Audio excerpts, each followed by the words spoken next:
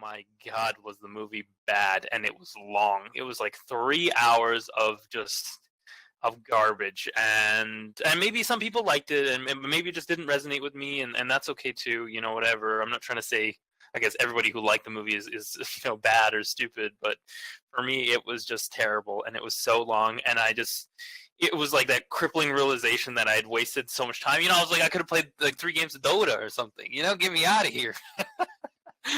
So yeah, ever since then I don't really watch TV either. I'm not a big TV show watcher, and since then I don't even really watch movies unless it's something that I've done research on, and then I've heard that it's very good, or has something to offer, and then I'll watch it. But otherwise, I'm kind of like, I don't really watch movies personally.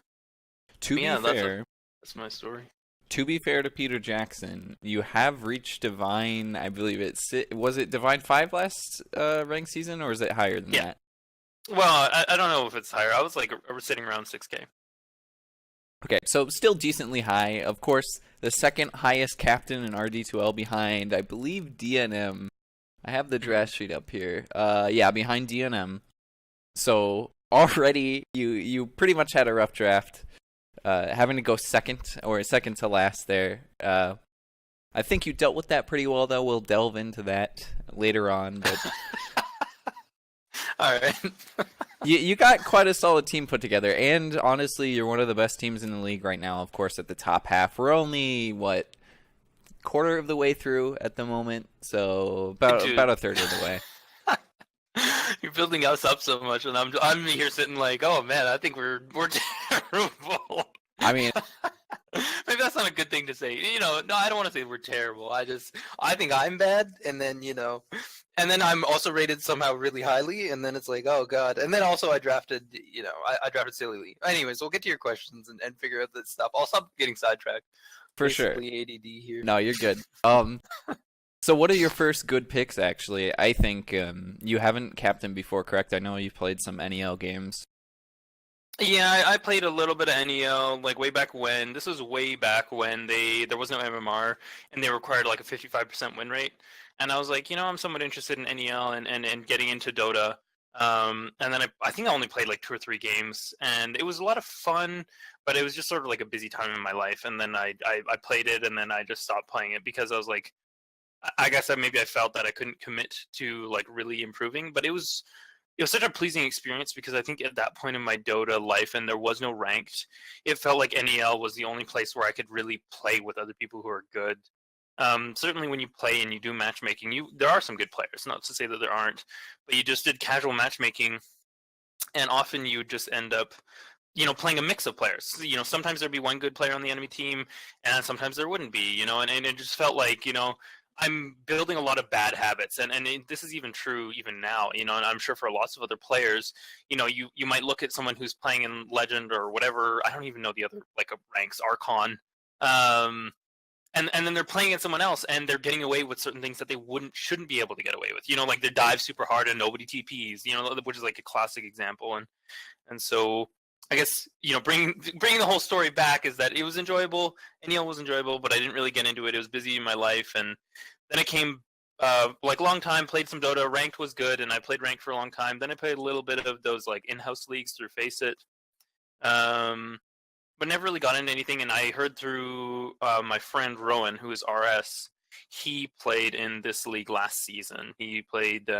I guess it was season 13, yep. And he seemed like he was having fun, and I was like, you know what, why don't I play it within that structure? Ranked is fun and all, but ultimately, I think solo ranked is a little bit like vain or silly. Certainly you can climb MMR. It's not hard. I don't know. It's always weird to me. I don't like to say stuff like this, but I personally don't view it as hard to climb an MMR in the sense that I'm sort of at the MMR I wanted because that's where I wanted to go, and then I stopped playing ranked, essentially. Ranked MMR to me is like, you play a certain subset of heroes that you're very comfortable with and you perform well with, and then you just spam those heroes until you eventually gain points. As long as you have a positive win rate, it is inevitable that you will climb MMR. It's just a matter of time. And so in that sense, it doesn't appeal to me that much because I was like 5K-ish or 5.5K. I always do that. I'm like a 5K, I play ranked and I play just to have fun, and I play flex, so I just play like whatever role, whatever hero. I meme a lot, play like Legion Commander sure. jungle garbage, and lose games and whatever. But then eventually you get to a point when you're playing ranked where you're like, wow, everyone else is like so much worse than me. It feels like it's not even as fun to play. And then, that's usually when I'm like, okay, I'm going to grind some MMR, and then I'll pick a couple heroes I'm super comfortable with, and then I'll spam them. And then, I'll climb whatever 500, 1,000 MMR, and then, and then I'll start playing then, which is what I did. I was like 5K, then I climbed to like 5.5K, played at 5.5K. Didn't actually feel that much of a difference at 5.5K, and then I climbed to 6K, and then I've just been playing at 6K since. But then again, I haven't really played too much ranked since then. But because the other thing, I kind of wanted to get like sub 500 back in the old medals, because I was like, oh man, it would be nice to get sub 500. But then I got busy again and stopped playing so much Dota. I guess I'm also hot and cold to Dota. I'm totally sidetracked. Sorry. No, you good. And you were asking, the original question was about me first time captaining. And what was the question? I've totally got sidetracked. so what I was going to lead into is why it's your first season RD2L. Was there a specific reason you wanted to captain? Yes, and I don't know if this is technically, I don't know. This is probably in a gray area of the rules, but my friend told me about it. I told you RS, and we essentially wanted to be on the same team. And if I was a player, I was almost guaranteed to be drafted, is what he was telling me. Like early on in the draft, and then there was no guarantee that we would be able to get him on the same team. So the only way to truly guarantee that would be if I was a captain, and then I drafted him relatively early, which is what happened. That's totally fine. Everybody gets picked. That's pretty fair. You're at least able to play with one person, then if you're going into it as a captain. You also picked up some experience. Donger Close, he's a guy that I interviewed last season, actually. Played as a captain. Do you think his experience as a captain brings anything? Is he kind of a big shot caller for your team?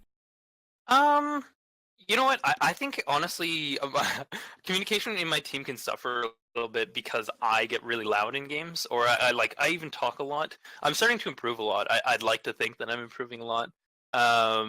But I think that's one thing I absolutely need to work on is, again, you can already tell I'm a little bit of a rambler. In games, I'm just like, often I can be like, I think I just talk a little bit too much, and I need to reel that way, way, way back and allow my teammates to communicate. So Donger, in terms of shot calling, he does a pretty good job because, ultimately he's quiet most of the time because I'm such a fucking loudmouth. And then, sorry, I don't even know if I should be cussing. And but he does make some calls here and there. He's like, oh, can we do this? Or like, let's do this, or I need help here. And so that's been pretty good. Communication overall with our team has been pretty good compared to, there have been some players that, we've all played with those players who are just like silent the entire game or say literally nothing, even though you're trying to communicate. And none of my players are like that. So going back to the question, has Donger's close experience as a captain helped us as a team?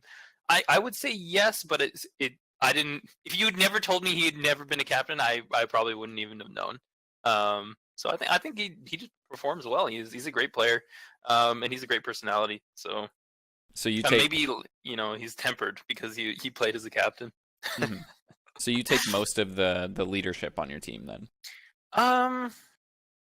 I would say yes and no. I'm trying to reel it back a lot. I don't think that's where my team ideally should be. I think it should be communication among a lot of people, and generally it's because I play a lot of. When you play flex the way that I do, you often end up playing support. So I play a shit ton of support when it comes to like solo play. And from the support role, it's really easy to shot call because you're almost the entirety of your focus is on the mini map and what's going on the map and who's doing what where and how the whole game picture is looking together. And which has been difficult for me when I'm playing mid, which is often what I've been doing, or I'm playing safe lane. I'm playing a core role. It's difficult because then I'm trying to manipulate my lane and do stuff in my lane, and then also do that as well, and then also shot call on top of it. Like have the map awareness, have the recognition of what's going on everywhere, but then also have be last hitting and doing whatever my lane mechanics are, and then in addition making calls for other people on the team has been pretty difficult. So I've been trying to tone that down quite a bit and focus more on calls around like full like game plan stuff, like I think I was doing a little bit too much micromanagement. Like, oh, you should be doing this, or I'm watching fights elsewhere when I should be focused on my lane. And in our past couple games, I've been doing that, and I'm hoping to kind of improve and continue to do that. Is I've been calling things on my lane like, oh, can we gank mid, or if you can rotate and gank mid, it would be ideal, or can I get a high ground ward, or whatever it might be. Instead, what I was doing before often was like looking at a fight, and then my criticism wouldn't even be helpful because often it was criticism of what they did wrong, and it had already been done. It's like, oh, you shouldn't have used your stun then. You should have done it. You should have waited until like he was closer to creep because you're a witch doctor and it'll bounce or something like that. But often when you're in the middle of it, like a hectic game or whatever, it that type of advice is not always super helpful. So yeah, I think I need to tone it down and allow my team to sort of like take a little bit more of a presence in terms of shot calling, because they're all great guys and good players. So I think honestly, when it comes to my team, I feel like the biggest failing is myself. So I need to. There's a lot of stuff I need to work on. I feel like. One of the bigger reasons that you captain, of course, as you said earlier, was being able to pick your friend RS. Some of the heroes you've had him playing in the last 3 games are, Spirit Breaker, Night Stalker, Earth Spirit. Is that just a comfort role, kind of those roaming heroes, or is it just good hero picks at the time of the draft? It's a little bit of both. Honestly, usually we're drafting the 4 role relatively early into the draft. Sometimes, so there was a Night Stalker in a recent game. I think we were playing Badger's team, and we picked the Night Stalker. They had like a really vulnerable line to silences and to the vision. They had like a Puck, they had a Willow, they had a DP, and I forget the other 2 heroes. But essentially, Puck and Willow, ultra vulnerable. As soon as they get silenced, those heroes are like, dead in the water, unless they have a counter to the silence. And then even then, Night Stalker can be very oppressive because Puck often, essentially his defensive mechanics are generally reactive, right? He needs to see or have a presence of mind on the enemy and then react and blink or phase shift or, do all that sort of stuff. His defensive. So then when Night Stalker, obscures his vision, you can kind of get the jump on him and make him vulnerable, and that's in that way. So Night Stalker was really good that game, but generally RS has been pretty good with those heroes. I don't want to reveal too much, but I feel like he's a very good Spirit Breaker, or it sort of jives with his style. One of his, I don't even want to trash talk my team because I think they're all great guys and good players. But I'd say one of his like weaknesses, I don't really want to call it a weakness. But sometimes, you want him in. I guess it's more that it's not even his weakness. It's more my weakness or our weakness as a team and in cohesion, in the sense that I want to accomplish something, and often I'm poor at communicating that. And that's another thing that I've been poor at, is essentially communicating what my intentions are instead of communicating like what I want. Often what I'll do is I'll be like, oh, let's do this thing, and then nobody's in position to do that, and I'm like, why is nobody in position? Whereas what I should be doing is saying, can we do this, or let's maneuver so that we can do this, and this is going to happen, right? I know this lane is pushing, someone's going to come defend it, let's gank that defender. It's saying something like that instead of what often will happen is I will farm and move into that position to gank that guy, and then be waiting and be like, why is nobody else here? Like which is stupid and useless. But so it's RS, or rather picking Spirit Breaker is great because he can move on the map very quickly. So it suits a style of mine, I guess, is more than it's RS's weakness, is my weakness in not communicating. So then I can just say, charge this guy, and then, I'll give him a couple seconds and he'll be there. Easy kills there. Yeah, and not only that, but Spirit Breaker I think is all right. He can apply a lot of pressure. There's sort of that brawling style that we have going on in Dota right now with the dual lanes constantly, and Spirit Breaker can apply a lot of pressure. But I don't know if we'll be picking too much Spirit Breaker. He's not super popular in the meta, but yeah. One of your other players that has been performing very well for you guys the last 3 games is Half. Your offlaner has with over 20 assists in every single of the last 3 games. He's played 2 in 2 games and Sand King in the last. Do you think it's your team's play style that allows him to get involved in so many kills, or is it just him and the way he plays? I would say it's the team's play style. I actually put a lot of pressure on Half. I feel bad for Half because I think, how would I say it? He is a good like laner. You know, his ability usage when it comes to team fights, when it comes to like laning and laning mechanics. Well, actually, I think his laning does need some work. Well, maybe we won't go that far, but team fight mechanics overall, he's good. His ability usage is good. He knows sometimes when to initiate and stuff like that. It's the only problem is I see with Half is that he has kind of, and we'll come around to answering the question of, you know, how has he done so well, is that he likes to save abilities. He really likes to, he always wants to make the big play. You know, he's a Sand King and we need initiation, and he's like, I'm going to save it for the 4-man stun. And, you know, and so a little bit of that has been coaxing him out of that sort of behavior that he's learned.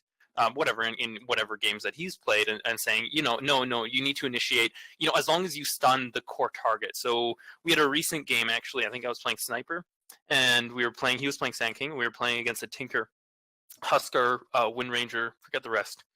And I essentially I got into a little bit of I was like yelling at one point. I was like, stun, stun, stun, or like initiate, you have to go, you know, like, because essentially he was our big initiator at that point. He, you know, I think he was the first one with the Blink Dagger. I think we might have had a Shadow Shaman, but you know, Shadow Shaman was a 5 roll. He wasn't going to get a blink for quite some time, and you know, he even admitted that game that he was trying to save for like an epicenter, like super strong stun. We just needed him to stun, and then he did go and he did follow up with that stun, and then he stunned the Tinker. You know, and then that it's interesting because I didn't make the call to stun the Tinker, but in my head I was thinking, you know, he should stun the Tinker because he's a high priority target. Husker was relatively weak that game, and Tinker was the big one that we wanted to lock down and kill on pressure because we had the CK as well, and then the Tinker had the Aghanims, and he would just like laser down all the illusions.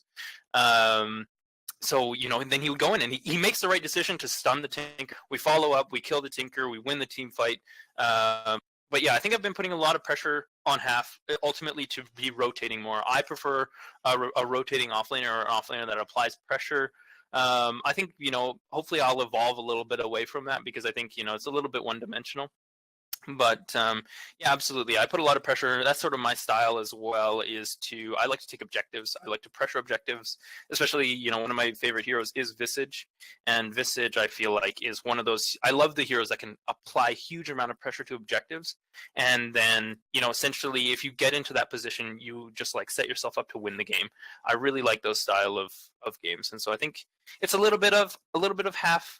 He goes a little Rambo sometimes, but also a little bit of our team. You know, he's playing something that is going to initiate. He's playing a Doom with a stun, and we're waiting for him to blink in and stun or something like that to initiate. So often there's not too many kills that go on without him. But yeah. And hopefully that answers your question.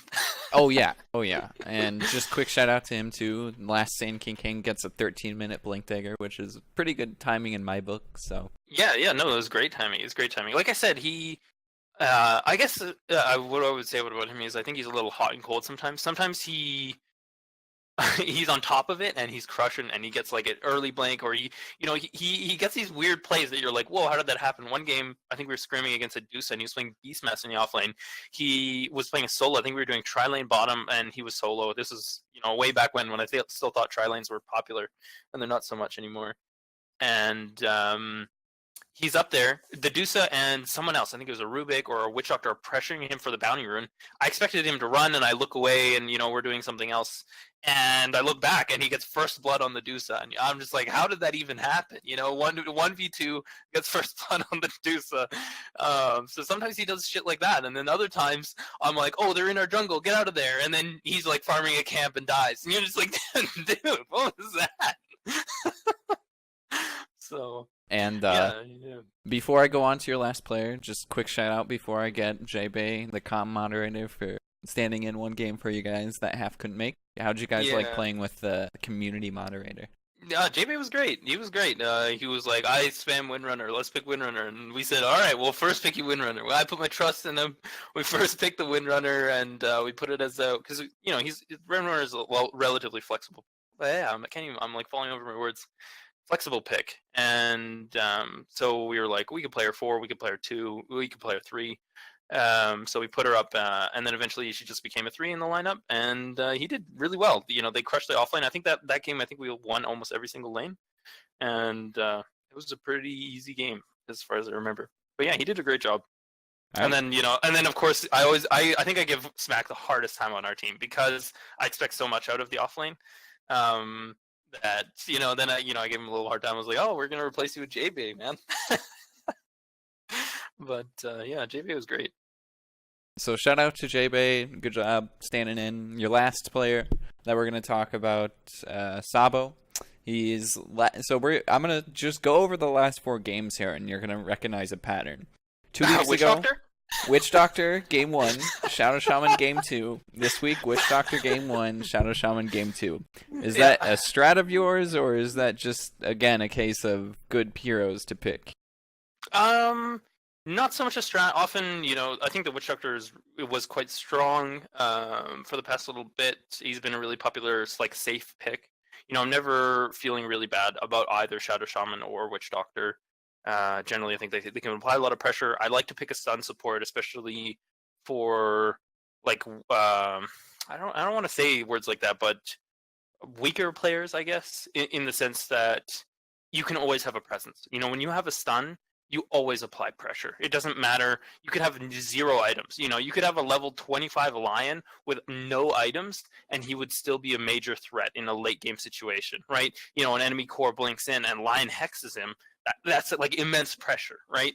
So you always have to be cognizant of a lion or a shadow shaman or anybody essentially with a stun, and then play around that. And so I really like stun supports.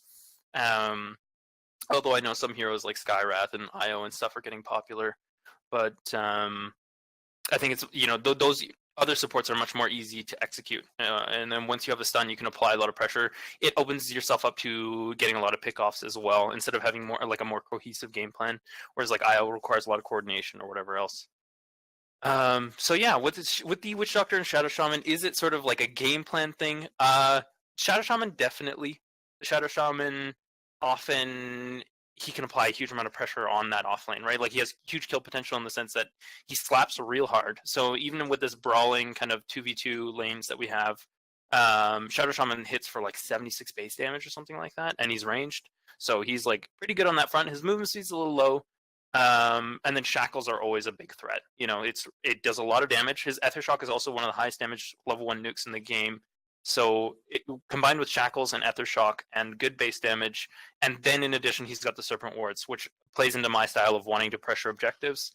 I think he's a pick I enjoy a lot, and Sabo plays him well, and Sabo enjoys him as well. So we've been picking that a lot. We picked Sabo some Jakiro, but we haven't seen too much success with Jakiro so far.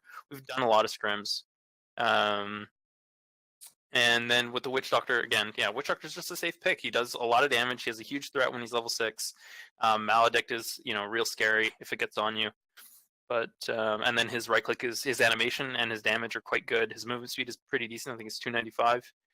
And yeah, he's just an overall good hero. And again, usually those are the heroes I'm picking early on in the draft. I'm picking like a Witch Doctor, and like a Earth Spirit or something. You can't go too wrong with an Earth Spirit Witch Doctor. And then, from there we build out the draft.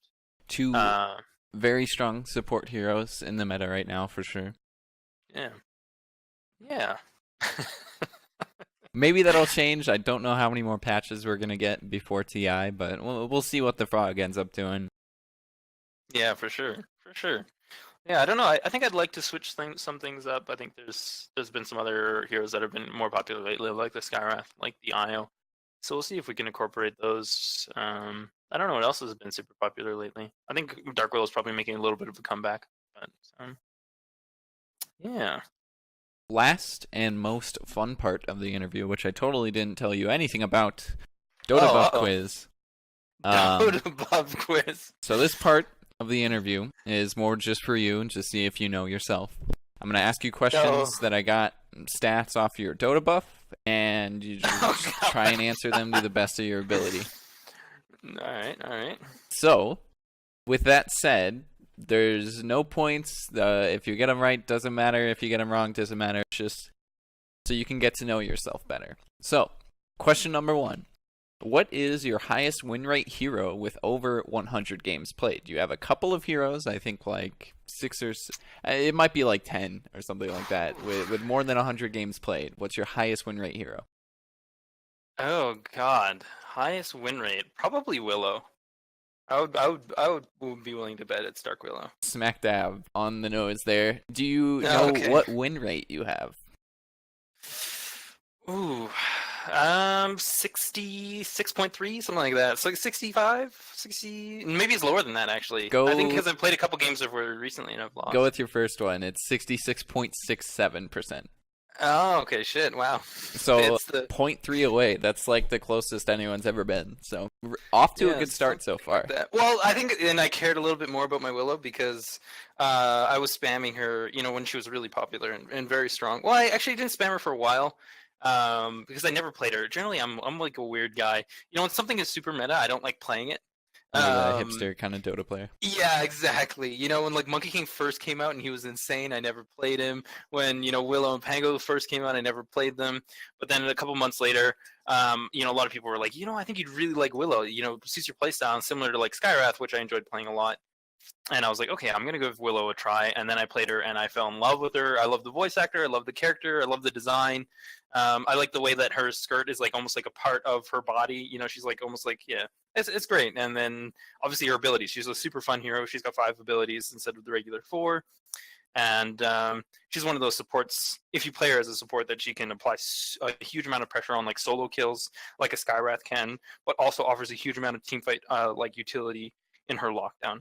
So Been great hero, yeah. been very Yeah, and then successful with it. yeah, and then I played. Sorry, I'm interrupting you. I'm rambling so much. And then I guess the point I was trying to get to is I cared a lot about my Willow stats because I think at one point I was like rank 1 on Open Dota, for like Willow in the world kind of deal. Solid? For a Yeah. little bit, is that still the case? No, because I haven't played her like since they nerfed her a bunch. I just like wasn't enjoying her. Alright. That So wasn't I a haven't question. really I legit don't know the answer to that. So, played. actual question number 2. How many Dota matches have you played all time? Ooh. Well, it would actually be even more than whatever my Dota buff says, because this is technically a Smurf account, even though it's like my main account now, but it sort of started as a Smurf. Mhm. Because Okay, so I have it on the one account then, which is with the phase account. yeah, phase, I want to say like 2.5k, something in that vicinity. Little more than that. I'll give you Oh another shoot, guess though. like it's not 4k. I think that's a little high. More than that. It's more than 4k. Oh Yeah. Jesus Christ, damn. But I think you've been Uh, on this account for at least a couple years. Yeah, I've been using this account for a long time. Basically, I went to on an aside. I know I'm rambling, and I apologize. I went to the Caribbean. I did med school in the Caribbean, and so while I was in the Caribbean, it was like third world internet, and it was really bad. And Ranked had just come out around that time, and I still cared a little bit about my win rate on my main account because I was like somewhat interested in NEL. That's why I got so busy because I was in med school, Mm. and I was somewhat interested in NEL and whatever. And I was like, man, I don't want to ruin my win rate with all this lag because often, like every third game, I would disconnect and just like abandon, or I would play and I would just have severe lag issues throughout the game. And then some nights, I would have no lag, and so I decided to start playing on my Smurf, or like, playing on a different account essentially, and play Mhm. ranked and enjoy Dota without having to care about my win loss or whatever. And so I played on that account, and then ranked came out, and I ranked on that account, and then I played ranked on that account for a long time. And then I just never really went back to my like what you would call main account. So technically, this one is my main account, but it has no like purchased games and stuff like that on it. Whereas my main account has all my like Steam games and whatever else. So And nowadays I just like share them with this account. So I play Steam games on this account shared from my main account. so But your first match on this account was in 2012. 2012. Yeah, Um, yeah. So That makes how many sense. matches in total do you have on the phase account? Hey, and you said it was bigger than 4K. Let's say 5.5. 5.8. Oh, damn, 300 games off, 5.8. but those 300 games would just throw away. So, Yeah. question number 3. God damn, dude. Another question about Dota matches. How many Dota matches have you played in just the last 30 days? Ooh, less than usual, but still probably quite a bit. Last 30 days Dota matches. 30 days is a long time. I've been super into Dota. I want to say like 30 days. And I would say month, but that's kind of confusing because it actually does go back 30 days ago. Yeah. Um, let's see, like maybe like 2 games a day sounds excessive, but I Uh, would say even more than that. Maybe let's do like 100 games. you're at 60, exactly 2 Oh games. damn! Fuck. I was thinking it would be lower, but then I was like, you know what? I was so low on the like total amount of games played. I'm gonna go higher. Yeah. So, question number 4. What hero do you have the highest kill death assist ratio on? Kill death assist ratio. So Hmm. yeah, that's combining both your kills and assist and then dividing by deaths. Yeah. I almost want to say Dark Willow again, but it might be somebody else. Maybe it's someone who's like super survivable that I play quite a bit of. Maybe like a Slark or something. Not Slark, it Um, is someone who's super survivable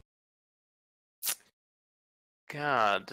once they get farmed. Um, once they get farmed, super survivable, high kill death ratio. Oof. I am not certain, honestly. I don't know. I guess I should guess something. Luna? I don't Is know. What do that I is that your guess? play?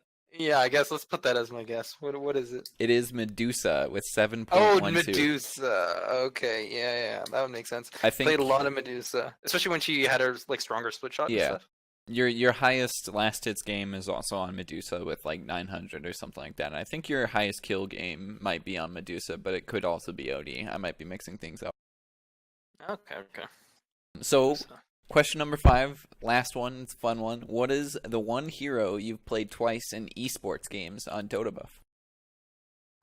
Oh, Jesus. Fuck if I know.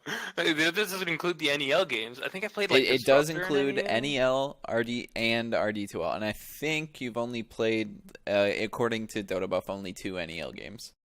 Yeah, I think it was only 2 or something like that. Yeah. What would it be? What would it be? Uh, and in pro matches. So what have I played in this RD2L? I Can would you I think would back? almost what have I played? I don't know because now I'm mixing it up with scrims in my head. Like the games kind of mixed together. Scrims and officials, of course. Yeah. So I want to say OD or Visage. OD? No, I don't think I've played OD in too many official matches. What did I play in the last year? I played Sniper and I played something in Safe Lane. I think I played TA. Rhymes with Sniper. That isn't the answer, but the game you played against TAG was Viper. I'll give you that. Oh, it was a Viper. Oh, it was Viper. Okay, so it's not gonna be Viper or Sniper, I don't think. I'm gonna guess Visage. I don't know though. So Visage, is a trick maybe? question. You haven't played a single hero twice. Oh, damn. Okay, that's why. Okay, So okay, you should okay. totally keep that streak up. It does make your hero pool a little bit more difficult, but I believe Dark did it 2 seasons ago, which you totally don't know who that is or when that happened, but he played a different mid hero every single game in the regular season and they won every single game. So Damn. there's a What a challenge player. for you. What a player. Yeah, I think I need to get a little bit better at drafting. I don't know. Yeah, I need to improve a lot. I feel like I'm always letting down the team. Whenever I play a game, I'm like, oh man. Because Pl- I'm a flex player, I just feel like I could be playing. I'm like weaker than basically anybody else playing that lane. In a yeah. sense, Plenty of games because left to get better, though. We're only, as I said, a third of the way through the season. FaZe, thank you yeah. so much for coming on today. Do you have Thank you. anything else Sorry for to wasting all your ramble time. about? If you have any other questions to ask me, I'm happy to answer them. Obviously, I'm a talker. Do you I just have talk a little too much. do you have any last statements or anything about your team, about RD2L in general? um, Honestly, just pleasantly surprised. I've been enjoying this a lot more. I'm so glad, my teammates have put up with, my trash for as long as they have, and we've come through it, and I think we're all better for it. We're all improving. Everybody, like, I think one thing I've just been impressed overall. Just having a lot of fun. Everybody's scrimming. We've been scrimming a ton. Apparently, this isn't the usual. We scrim, maybe like 3 or 4 times a week. Maybe 2 or 3 games. And yeah, and it's just been a lot of fun playing together and hanging out and doing scrims and improving, because drafting is something I think I'm very weak at, and I think I've been getting a little bit better. In our past 2 games, I think we actually might have won the drafts, whereas like every other game, it feels like we're just losing the draft and hoping for the best. And yeah, so thanks to everybody who kind of like puts this show together, and thanks to my teammates, obviously, for putting up with me, and me being new to captaining and making some mistakes. And thanks to like the whole community of putting it together and doing this and having a blast. Awesome. Thanks so much for coming on, FaZe. Have a good games next week. Thank you very much.